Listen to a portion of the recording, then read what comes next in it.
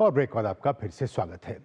भारत के अंतरिक्ष यात्री शुभांशु शुक्ला ने इतिहास रच दिया है। वो 25 जून 2025 को नासा के कैनेडी स्पेस सेंटर से एक्सियोम 4 मिशन पर रवाना हुए। शुभांशु के साथ पोलैंड, हंगरी समेत 3 दूसरे देशों के एस्ट्रोनॉट्स भी हैं।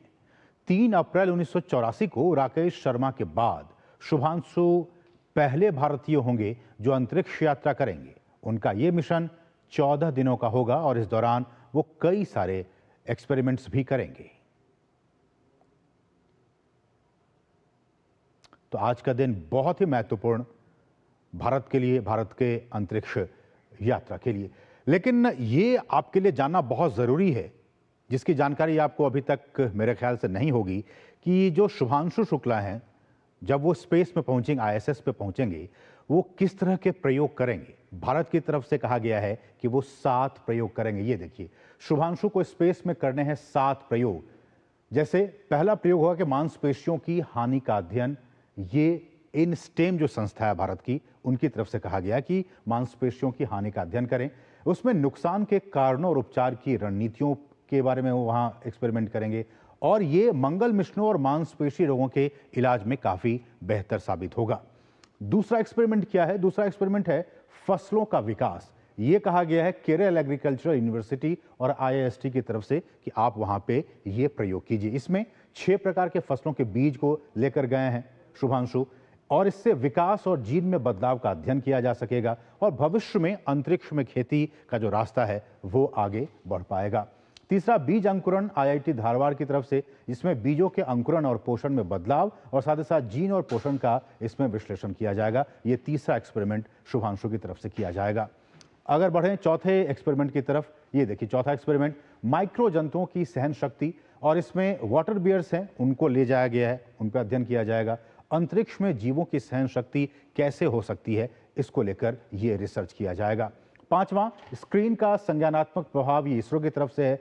कंप्यूटर स्क्रीन से आंखों की गति और फोकस पर प्रभाव कैसे होता है, इसको लेकर ये पांचवा प्रयोग किया जाएगा। छठा प्रयोग है माइक्रो एल्गी का विकास, इसरो की तरफ से है और कहा गया कि 3 प्रकार के माइक्रो एल्गी का अध्ययन इसमें किया जाएगा।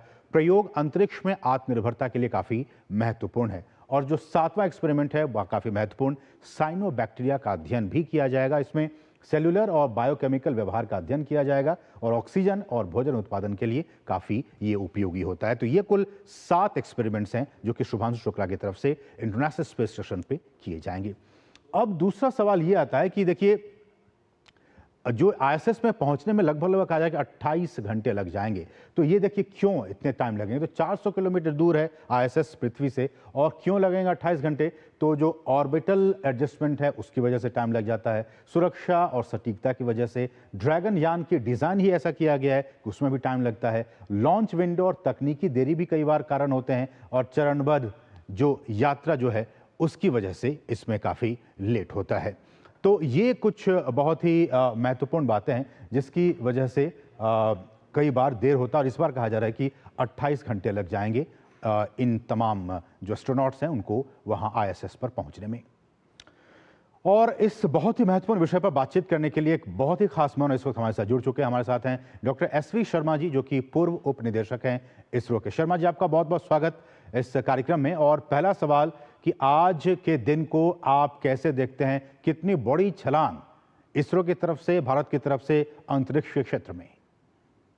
प्रणाम, नमस्कार आप सबको और आपको भी। ये आज का दिन ये बहुत महत्वपूर्ण दिन जरूर साबित होता है, क्योंकि 40 साल के बाद हमने एस्ट्रोनॉट दूसरा एस्ट्रोनॉट को भेजा है और 40 साल हमने वेट करना पड़ा। पहला तो ये 1984 में था, अब तो 2025 में हम एस्ट्रोनॉट भेज रहे हैं। ये इसका मतलब है कि ये इसमें we are into doing some major activity of Gaganyaan और ह्यूमन स्पेस प्रोग्राम का बहुत आगे बढ़ रहा है इसरो, और लास्ट 10 to 15 ईयर्स में ये बहुत काम हुआ है। अब ये समय है कि हम इसमें हैंड्स ऑन एक्सपीरियंस लो। ये है ये आपने 7 एक्सपेरिमेंट दिखाया, उसका एक्सप्लेनेशन दिया।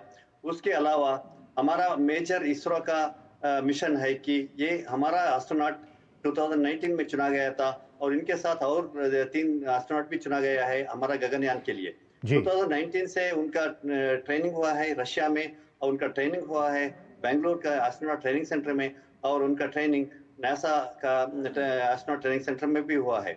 ये पूरा ट्रेनिंग होने के बाद हमारा गगनयान तो 2026 और 2027 में होने वाला है।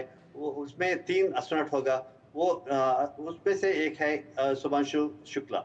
ये हमारा इंटेंशन है कि ये पूरा हमें फर्स्ट हैंड इंफॉर्मेशन और फर्स्ट हैंड एक्सपीरियंस मिलो। इसी के लिए इनको हमें एक्सियम 4 और नासा स्पेस एक्स में भेजना पड़ा और उनका उड़ान होने से वो उसका एक्सपीरियंस मिलेगा। वो ट्रैवलिंग कर रहा है उसका ट्रैवलिंग का एक्सपीरियंस मिलेगा। ये पहला है उनका एस्ट्रोनॉट का ट्रेनिंग उसका एक्सपीरियंस पूरा मिल जाएगा और सेकंड है ट्रैवलिंग का। ये 28 आवर्स का जर्नी है। वो 28 आवर्स का जर्नी में वो क्या क्या होता है एस्ट्रोनॉट को क्या क्या करना है उसका पूरा जानकारी उनको हैंड्स ऑन मिलेगा। तीसरा है वो वहाँ जाने के बाद वहाँ वो ISS से क्या मुलाकात होगा उसमें। शर्मा जी, जो हमारे फ्यूचर मिशंस होंगे मंगलयान, मंगल ग्रह पर जाने के लिए या फिर गगनयान, जो फ्यूचर मिशंस होंगे, ये एक्सपेरिमेंट, ये अनुभव कितना हमारे लिए फायदेमंद होगा, कितना यूजफुल होगा आने वाले दिनों में? वही मैं कंटिन्यू करके आपको बताऊंगा कि वही पॉइंट में मैं आ रहा हूँ। पूरा ये क्या काम ये हमारा शुभांशु मिश्रा शुभांशु शुक्ला उसका वो उड़ान हुआ है। वो पूरा सा पूरा उनका प्रयोग हम उठाएंगे और वहाँ जाने के बाद वो 14 डेज वहाँ रहेंगे, वहाँ एक्सपेरिमेंट करेगा और एस्ट्रोनॉट का वो ISS में कैसा फील होगा। ठीक है। और वो डायरेक्ट इंफॉर्मेशन हमें मिल जाएगा। और इसके ओके बाद सर, हमारा एस्ट्रोनॉट हमारा वो उड़ान है उसमें कैसा कंट्रोल करना है जी, काफी हमें जानकारी मिल पाएगी इस मिशन के जरिए फ्यूचर मिशन में।